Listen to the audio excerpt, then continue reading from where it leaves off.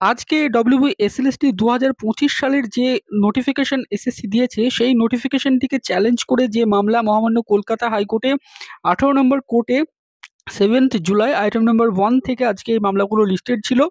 Honourable justice Saugata ভট্টাচার্যের এজলাসে এই মামলার শুনানি হয়েছে। তো এই মামলার আমি যখন ভিডিও করছি তখনও অবধি কিন্তু কোনো অর্ডার আসেনি, অর্থাৎ মহামান্য বিচারপতি মামলার শুনানি কনক্লুড করে বলেছেন যে তিনি কিছুক্ষণ পরে অর্ডার ডিক্টেট করবেন। তো পুরো হিয়ারিংটা কি হলো সেই নিয়ে আপনাদেরকে আজকের এই ভিডিওতে ইনফর্ম করার চেষ্টা করব। পুরো হিয়ারিং ডিটেলসটা বলবো, এরপরে অর্ডার এলে আমি আরেকটি সেপারেট ভিডিও করে আপনাদেরকে সেটা জানাবো।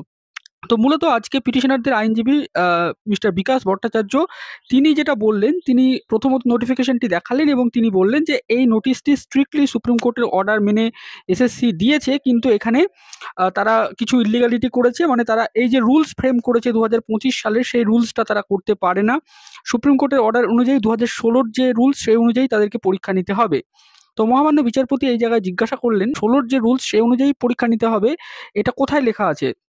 তখন মহামান্য বিচারপতিকে আইনজীবী দেখালেন যে প্যারাগ্রাফ ৩৬৩ অনারেবল ডিভিশন বেঞ্চের জাজমেন্টে, যেখানে বলা হয়েছে যে ডিক্লেয়ার্ড ভ্যাকান্সিতে নিয়োগ করতে হবে এবং রুলসকে লেটার এবং স্পিরিটে ফলো করতে হবে এসএসসিকে।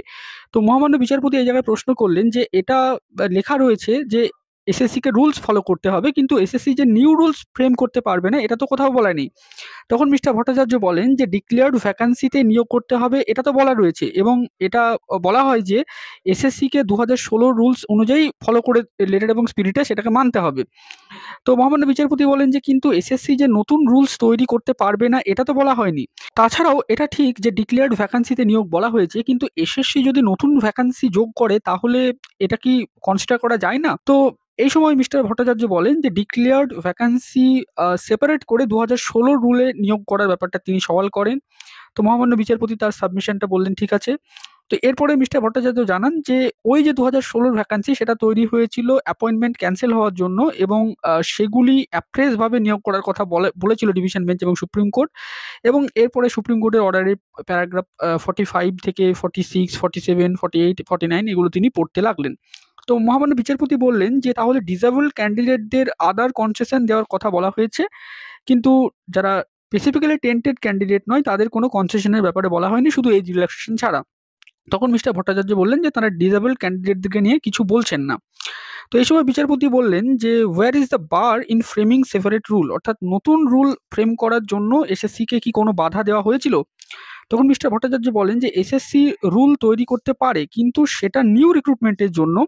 সুপ্রিম কোর্ট যখন জাজমেন্ট দিয়েছিল তখন ২০১৬ রুলে ছিল, অতএব এখন এসএসসিকে ২০১৬ রুলেই পরীক্ষা নিতে হবে। তো মহামান্য বিচারপতি তখন বলেন যে কিন্তু সুপ্রিম কোর্ট তো এসএসসিকে এটা বলেনি যে এসএসসি নিউ রুল তৈরি করতে পারবে না। তখন মিস্টার ভট্টাচার্য বলেন যে ২০১৬ নিয়োগ যদি ২০১৬ রুলে না হয় তাহলে কোর্ট অবমাননা হবে, কারণ কোর্ট যখন রায় দিয়েছিল তখন এক্সিস্টিং রুল ২০১৬ ছিল এবং সেটাকে মাথায় রেখেই কোর্ট রায় দিয়েছিল। এরপর তিনি যেটা বললেন যে ১৭ই এপ্রিল যে এমএ অ্যাপ্লিকেশনটি ছিল সেটি তিনি দেখাতে লাগলেন, এবং সেখানে তিনি বললেন যে এমএ অ্যাপ্লিকেশনটা বোর্ড করেছিল, এবং এক্ষেত্রে এমএ অ্যাপ্লিকেশনের যে অর্ডারটা সেটা তিনি পড়লেন, এবং সেখানে যেটা বলা হয়েছিল যে অ্যাফোরসেড পোস্টে নিয়োগ করতে বা নোটিফিকেশন দিতে। এক্ষেত্রে অ্যাফোরসেড পোস্ট বলতে গেলে ডিক্লেয়ার্ড ভ্যাকান্সিটাকেই তিনি ইন্ডিকেট করলেন। তো মহামান্য বিচারপতি প্রশ্ন করলেন যে যদি এই কোর্ট এই মুহূর্তে এসে নোটিফিকেশনটিকে বাতিল করে বা কোনো অর্ডার দেয় তাহলে সেটা কি টাইম শিডিউল সুপ্রিম কোর্ট যেটা বেঁধে দিয়েছে সেটাকে ইন্টারফেয়ার করা হবে না?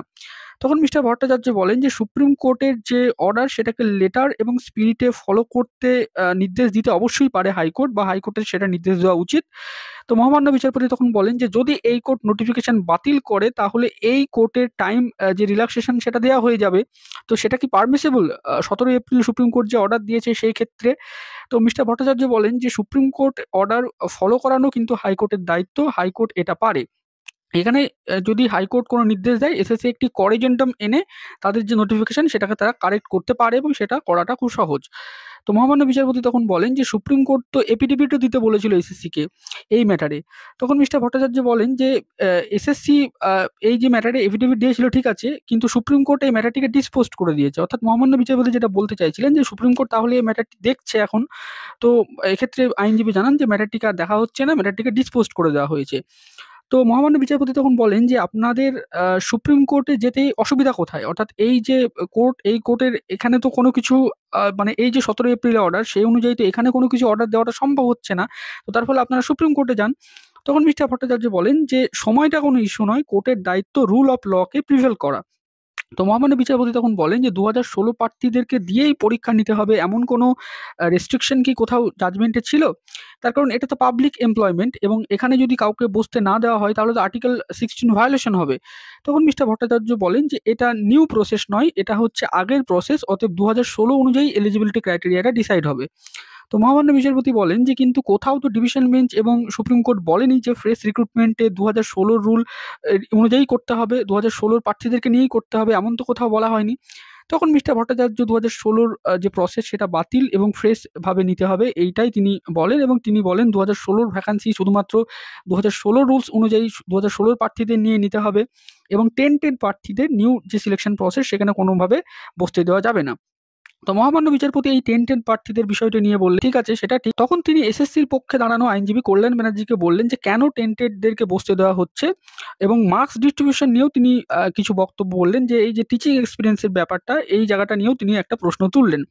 তো মিস্টার ভট্টাচার্য তখন যেটা বললেন যে কেন টিচারদের অ্যাডিশনাল মার্কস দেওয়া হচ্ছে সেটা সুপ্রিম কোর্টের যে রুলস সেই রুলসটাকে ভায়োলেট করছে। অর্থাৎ সুপ্রিম কোর্ট তো যে রিক্রুটমেন্ট হয়েছিল সেটাকে তো ভয়েড বলেছিল, অতএব সেই রিক্রুটমেন্টের ভিত্তিতে ১০ নাম্বার কেন দেওয়া হবে এটাও তিনি বললেন। মিস্টার ভট্টাচার্য বললেন যে ডিস্ট্রিবিউশন অফ মার্কসের ক্ষেত্রেও কিন্তু এক্ষেত্রে মানে পরিবর্তন করা হয়েছে এবং এটাও করা হয়েছে মূলত করাপশনের জন্য, এটাও তিনি বলতে চাইলেন। তো মহামান্য বিচারপতি এবার যে নিউ ভ্যাকান্সির বিষয়টা নিয়ে তিনি বললেন যে নিউ ভ্যাকান্সির ক্ষেত্রে যদি কোনো ভ্যাকান্সি অ্যাড হয়, অর্থাৎ যে আপনারা যেটা বলছেন যে ২০১৬ ভ্যাকান্সি নিয়ে নিয়োগ করতে হবে, তাহলে সেখানে সমস্যা কোথায়? তো মিস্টার ভট্টাচার্য বললেন যে ফ্রেশ প্রার্থীদের রাইট এখানে জন্মাবে, তার জন্য এই নোটিফিকেশনটাকে কারেক্ট করা দরকার এবং যে এজ রিল্যাক্সেশন দেওয়া হচ্ছে না এটাও তিনি জানালেন যে সুপ্রিম কোর্ট বলেছিল সবাইকে এজ রিল্যাক্সেশন দিতে, কিন্তু এক্ষেত্রে তার যে ক্লায়েন্ট তাদেরকে এজ রিল্যাক্সেশন দেওয়া হচ্ছে না, তারা ফর্মই ফিল আপ করতে পারছেন না। তো এরপরে মিস্টার ভট্টাচার্যর সাবমিশন শেষ হয়। এরপরে মিস্টার মিত্র তিনি সওয়াল করতে ওঠেন। তিনি যেটা বলেন যে সুপ্রিম কোর্টের অর্ডার ভায়োলেট করছে এই যে নোটিফিকেশন এবং তিনি পুরো নোটিফিকেশনটি বাতিল চান না। তিনি প্রথম যে আর্গুমেন্টটা করেন যে টেন্টেড প্রার্থীদেরকে যাতে এই রিক্রুটমেন্টে বসতে না দেওয়া যায় এবং তিনি বললেন যে ২০১৬ যে ভ্যাকান্সি সেই ভ্যাকান্সি থেকে এই নতুন রিক্রুটমেন্টে ভ্যাকান্সি কমানো হয়েছে যেটাও কিন্তু পারমিসিবল নয়, এটাও তিনি সওয়াল করলেন। তো মহামান্য বিচারপতি ১৭ এপ্রিল সুপ্রিম কোর্টের যে অর্ডার সেটি দেখালেন এবং তিনি বললেন যে এসএসসি এফিডেভিট ফাইল করতে বলেছিল এসএসসিকে, এসএসসি এফিডেভিট ফাইল করেছে। তো এর ফলে এই যে নোটিফিকেশন সেটিকে যদি বাতিল করা হয় তাহলে তো সমস্যা হবে। তখন মিস্টার মিত্র জানান যে তিনি এই নোটিফিকেশনটি বাতিল করতে চাইছেন না। তিনি যেটা চাইছেন যে তিনি কিছু ডিরেকশন চাইছেন যে শুধুমাত্র আনটেন্টেড প্রার্থীরা যাতে বসতে পারে এই রিক্রুটমেন্টে, এইটা তিনি চাইছেন। ২০১৬ ভ্যাকান্সিতে যাতে কোনো রকম রিডিউস না করা হয়, যাতে কমানো না হয়, সেই ভ্যাকান্সিটাই যাতে রাখা হয়। এজ রিল্যাক্সেশনটা শুধুমাত্র যাতে দেওয়া হয়, অর্থাৎ প্রার্থীর এলিজিবিলিটি ক্রাইটেরিয়াটা জানুয়ারি ২০১৬ অনুযায়ী যাতে ডিসাইড হয়। মানে যেটা বোঝা গেল মিস্টার মিত্র যেটা চাইলেন যে ২০১৬ প্রার্থীরা যাতে বসতে পারে, নতুন প্রার্থীরা যাতে পরীক্ষায় না বসতে পারে। এই জায়গাটা এবং যে 45 মার্কসটাকে বাড়িয়ে 50% করা হয়েছে এই বিষয়টা তিনি বললেন এবং তিনি এটাও বললেন যে যদি এক্ষেত্রে এসএসসি মনে করে সময় চাওয়ার বিষয়টা তাহলে তারা সুপ্রিম কোর্টে সেটা চাইতেও পারে। তো এরপরে আইনজীবী প্রতীক ধর তিনিও যে বিষয়টা বলতে চাইলেন মূলত 45% মার্কসের এই বিষয়টা এবং তিনি ফর্ম ফিল আপের ডেটটা এক্সটেন্ড করতে চাইলেন। এই যে ১৪ই জুলাই থেকে যাতে ১৪ই আগস্ট ১ মাস ফর্ম ফিল আপের ডেটটা এক্সটেন্ড করা হয় সেই বিষয়টা তিনি বললেন এবং এরপরে আইনজীবী সুবীর সান্যাল তিনি যে এক্সটেনশন অফ টাইমের ব্যাপারটা তিনি বললেন যে সেটা এসএসসি চাইতে পারে। তারপরে এক্ষেত্রে দুটো ভ্যাকান্সিতে ক্লাব করে একসাথে নিয়োগ করা যায় না, এই ব্যাপারটা তিনি বললেন। এরপরে যেটা গুরুত্বপূর্ণ শুনানি হলো মিস্টার বন্দ্যোপাধ্যায় অর্থাৎ কল্যাণ ব্যানার্জি তিনি এসএসসির পক্ষ থেকে তিনি যেটা জানালেন যে ২০১৬ যে প্যানেল সেটাকে মূলত বাতিল করা হয়েছিল এবং ২০১৬ প্যানেলের উপর ভিত্তি করে টেন্টেড আনটেন্টেড ডিসাইড হয়েছিল সিবিআই তদন্ত দ্বারা। যারা প্যানেলে ছিল না তারা প্রত্যেকেই আনসাকসেসফুল প্রার্থী, তাদের ক্ষেত্রে কোনো তদন্ত হয়নি, অতএব জানা যায়নি তারা টেন্টেড কি আনটেন্টেড। 3 এপ্রিলের যে সুপ্রিম কোর্ট জাজমেন্ট সেই জাজমেন্টের 46 এর যে প্যারাগ্রাফ সেটা তিনি পড়লেন এবং বললেন ফ্রম দ্যাট ২০১৬ সিলেকশন প্রসেস সেটাকে বাতিল করা হয়েছে 3 এপ্রিলের জাজমেন্টে। এর ফলে যারা এজ রিল্যাক্সেশন পাবে এখানে 40 নাম্বার প্যারাগ্রাফ পড়লেন তিনি যে এজ রিল্যাক্সেশনটা বলা হয়েছে অনলি আনটেন্টেড ক্যান্ডিডেট এবং ডিসেবলড ক্যান্ডিডেটদের জন্য।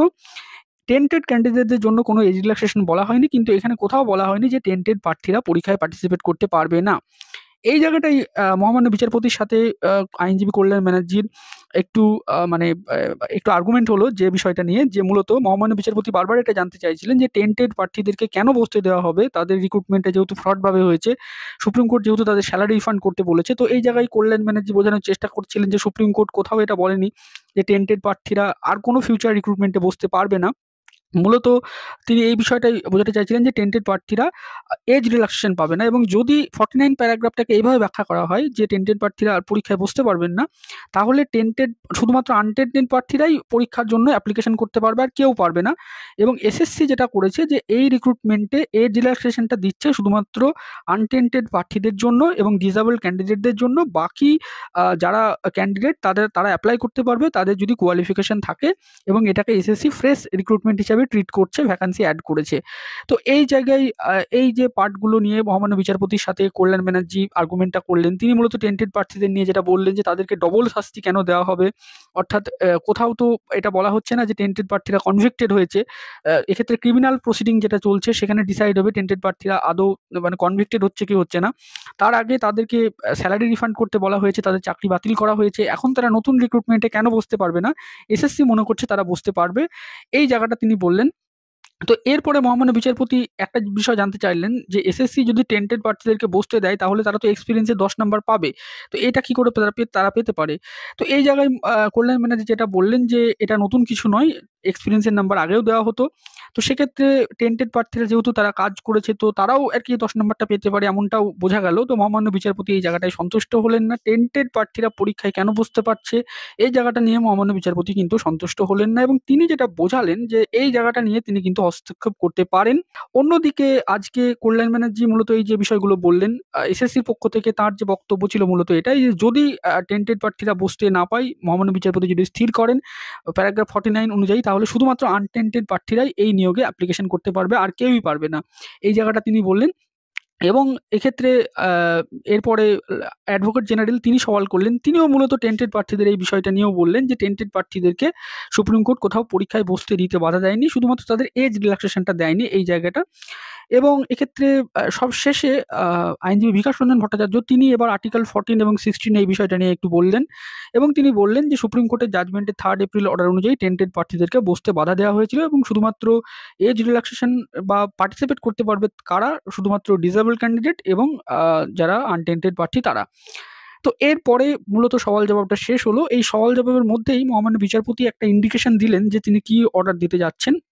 তিনি মূলত যেটা বলতে চাইছিলেন যে আ এই যে রুলস বা অন্য বিষয়গুলো নিয়ে তিনি যেটা বলতে চাইছিলেন যে যেহেতু সুপ্রিম কোর্ট ম্যাটারটি দেখছে বা সুপ্রিম কোর্টের যেহেতু টাইমলাইন বেঁধে দেওয়া হয়েছে 31শে ডিসেম্বরের মধ্যে নিয়োগ প্রক্রিয়াটি শেষ করতে হবে। অতএব এই জায়গাটায় তিনি কোনো রকম হস্তক্ষেপ করবেন না। কিন্তু এই যে রুলসগুলো মানা হচ্ছে না, এসএসসি যে মানছে না সুপ্রিম কোর্টের অর্ডারটাকে, বিশেষ করে টেন্টেড প্রার্থীদেরকে পরীক্ষায় বসতে দিচ্ছে, এই জায়গাটা নিয়ে মহামান্য বিচারপতি একটু ক্ষুণ্ণ, মানে এই জায়গাটা নিয়ে একটু হস্তক্ষেপ করতে চাইছেন বলে আমাদের মনে হলো। অন্যদিকে যে ভ্যাকান্সি এড করা হয়েছে, নতুন ভ্যাকান্সি, সেই পার্টটা নিয়ে তিনি কিন্তু বললেন যে এক্ষেত্রে এই জায়গাটায় তিনি কোনো অসুবিধা দেখছেন না। অথরিটি চাইলেই ভ্যাকান্সি এড করতে পারে, এবং এই যে রুলস এর মধ্যে নাম্বার ডিস্ট্রিবিউশন যে কেমনভাবে পরীক্ষাটা হবে, এই জায়গাটাও মহামান্য বিচারপতি বললেন যে তিনি এই জায়গাটা নিয়েও কিছু বলবেন না। তার কারণ এটা অথরিটির পাওয়ার রয়েছে যে অথরিটি কিভাবে নম্বর ডিস্ট্রিবিউশন করবেন সেই জায়গাটা। তো এখন দেখার বিষয়, মহামান্য বিচারপতি বলে গেছেন যে অর্ডারটা তিনি একটু পরে দেবেন। তো তিনি অর্ডারে কি লিখছেন, কি দিচ্ছেন এই বিষয়টা দেখার। তো আমি পুরো হিয়ারিং বা পুরো শুনানিটা আপনাদের সাথে শেয়ার করলাম।